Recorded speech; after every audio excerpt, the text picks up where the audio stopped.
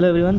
अभी रिसेंटली एक नोटिफिकेशन आया था सेंट्रल गवर्नमेंट की तरफ से, जिसमें कि जो सेंट्रल गवर्नमेंट एम्प्लॉयज़ हैं उन लोगों को एनपीएस के अलावा एक दूसरा ऑप्शन भी दिया गया है, यूपीएस। अब बहुत लोगों को ये कन्फ्यूज़न है कि कौन सा वाला ऑप्शन उन लोगों के लिए सही रहेगा, क्योंकि ये जो ऑप्शन है हम लोगों को 3 मंथ्स के अंदर ही चूज़ करना है और सब लोग ये सोच रहे हैं कि किस में मेरा पेंशन ज़्यादा बनेगा, किस में श्योरिटी ज़्यादा रहेगा। तो उसके लिए मैं एक आज अपना खुद का एग्ज़ाम्पल लेके आया हूँ, मतलब कैलकुलेशन लेके आया हूँ, जिससे आप लोगों को ये चूज़ करने में सुविधा होगा कि मैं कौन सा ऑप्शन चूज़ करूँ।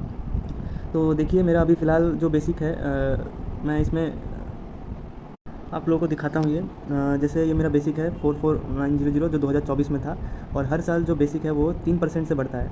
तो आप ये जो एरो मार्क है यहाँ पे नोटिस कीजिएगा, ठीक है। फॉर्मूले सारे मैंने यहाँ पे लिख रखे हैं। तो हम लोग का जो बेसिक है वो 3% से हर बार इंक्रीज़ करता है। उसी रेट से मैंने हर साल जो बेसिक है वो बढ़ाया है, ठीक है। और ये जो डीए है देखिएगा, डीए देखिए 50% है। देन हर साल इसको भी 3% से बढ़ाया हूँ। 53 हो गया, फिर उसके बाद 56 हो गया, 59 हो गया, फिर पे कमीशन आ गया, उसका अलग है।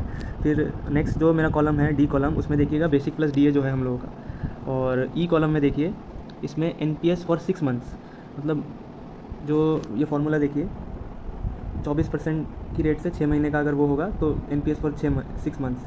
जब हम लोगों का बेसिक प्लस डीए बढ़ जाएगा तो फिर ये भी थोड़ा बढ़ेगा, तो इसका भी एनपीएस फॉर 6 मंथ्स दे रखा है। फिर नेक्स्ट कॉलम में देखिए 12 महीने का जो हमारा एनपीएस में कॉर्पस जमा वो दे रखा हूँ मैं।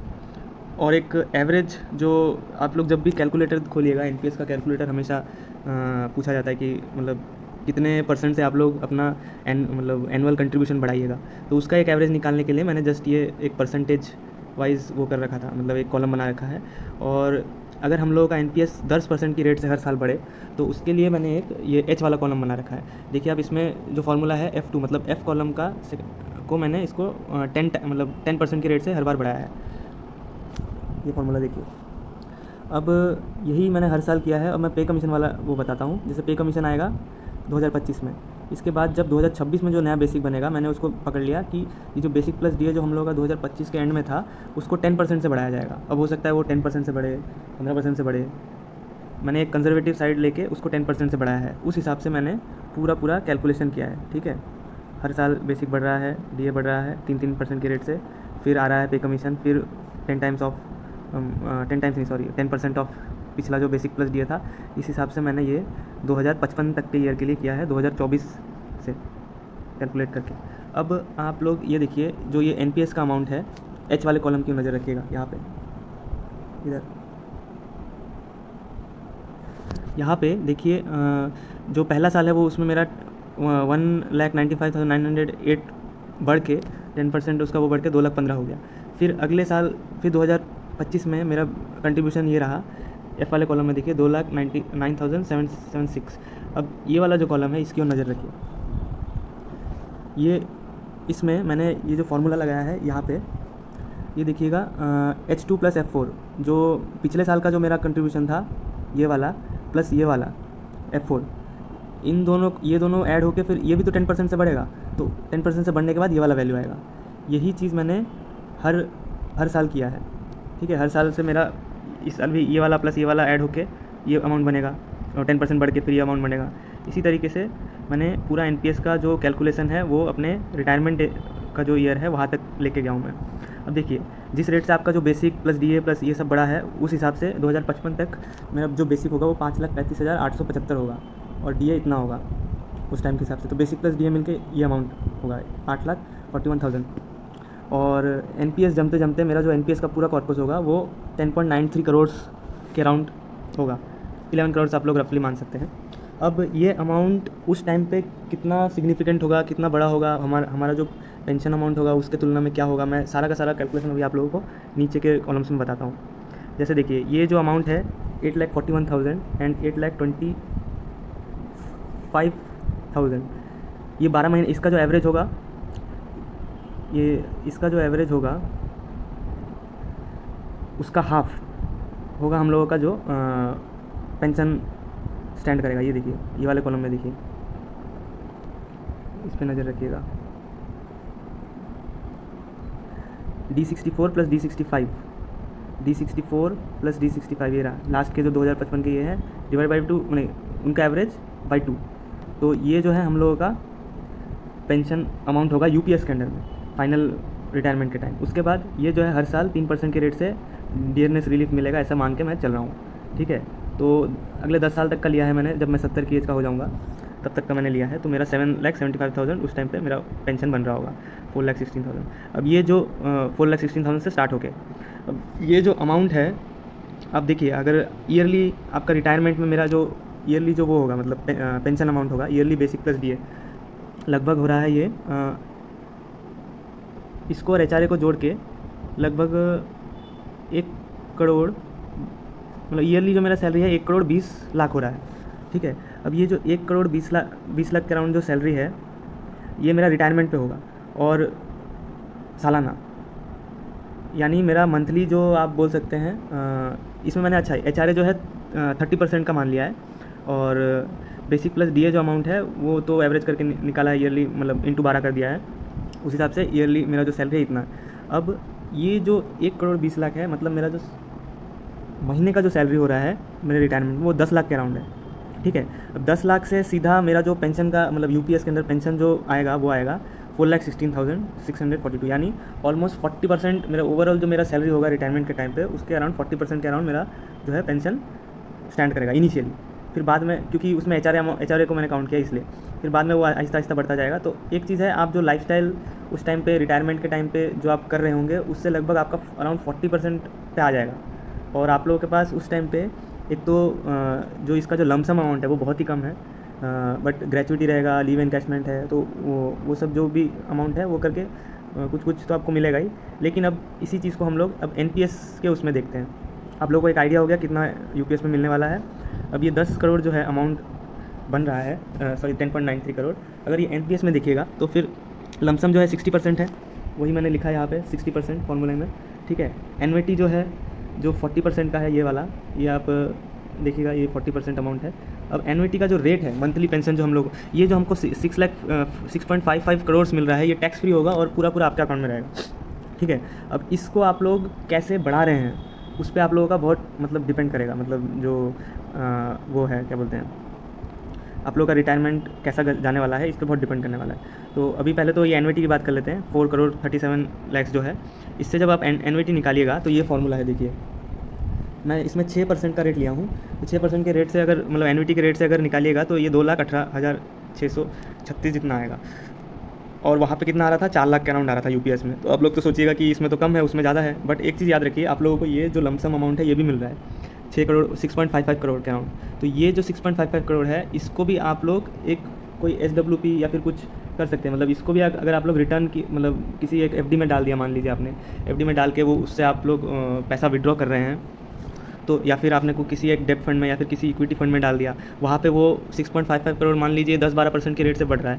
लेकिन आप लोगों ने वो जो विड्रॉल का जो रेट रखा है अपना वो मान लीजिए आप लोगों ने कम रखा है 3 या 4%, मतलब 6.55 करोड़ का 4% जितना आप लोग मान लीजिए निकाल रहे हैं या फिर 7% निकाल रहे हैं, जो भी निकाल रहे हैं। तो आपका जो ये 6.55 करोड़ ये बढ़ता रहेगा क्योंकि आपका जो ग्रोथ रेट है 12% 10% जो भी है वो तो बढ़ रहा है, लेकिन आपका जो विड्रॉल का जो परसेंटेज है वो कम है।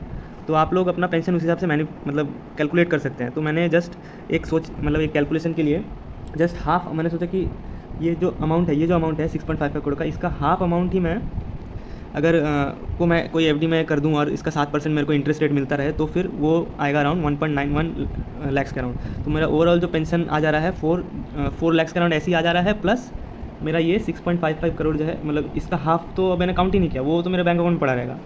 तो वो एज अ इमरजेंसी फंड पड़ा रह सकता है। या तो फिर आप ऐसा कर सकते हैं जैसे इसमें किया मैंने monthly pension with using 100% lump sum as SWP @ 7%। तो इसमें जो हमारा एनवीटी जो 40% का है वो तो वैसे का वैसे ही रहेगा, प्लस मैंने सारा का सारा जो अमाउंट है 6.55 करोड़ उसको मैं 7% की रेट से मतलब वो ग्रो कर रहा है जिस रेट से उसको तो मैंने काउंट नहीं किया, बट इसको मैं 7% की रेट से अगर विड्रॉ करूँ तो मेरा इतना अमाउंट आता रहेगा 3.82 लाख जितना आता रहेगा, जो कि हमारे जो वो एनपीएस वाला अमाउंट था उससे काफ़ी ज़्यादा है। इनिशियली जो हमारा एनपीएस का अमाउंट बना था 4.16 लाख है, उसके तुलना में ये जो 6.1 लाख है ये तो काफ़ी ज़्यादा है।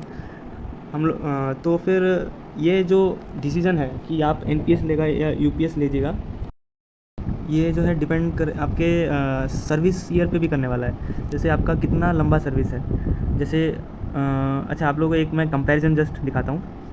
ये जो मेरा जो रिटायरमेंट पे जो वो रहेगा, मतलब ईयरली मेरा वो है 10 लाख है, और 1.2 करोड़ जितना मेरा ईयरली सैलरी है, मतलब मंथली जो है 10 लाख है, 1.2 करोड़ जितना सालाना है। अब मेरा जो एनपीएस का जो अमाउंट बन रहा है वो आप देखिए, ये अराउंड 11 करोड़ के आसपास बन रहा है। तो आप अगर मोटा मोटी देखिएगा तो 10 टाइम्स, मतलब मेरा जो सालाना जो सैलरी है उसका 10 टाइम्स जितना मेरा कॉर्पस बन रहा है। अब यही चीज़ आप लोग मतलब जैसे मान लीजिए आपका है 2048 में रिटायरमेंट है, ठीक है, तो आपका जो बेसिक प्लस डीए बन रहा था वो अराउंड 5.1 लाख जितना बन रहा था।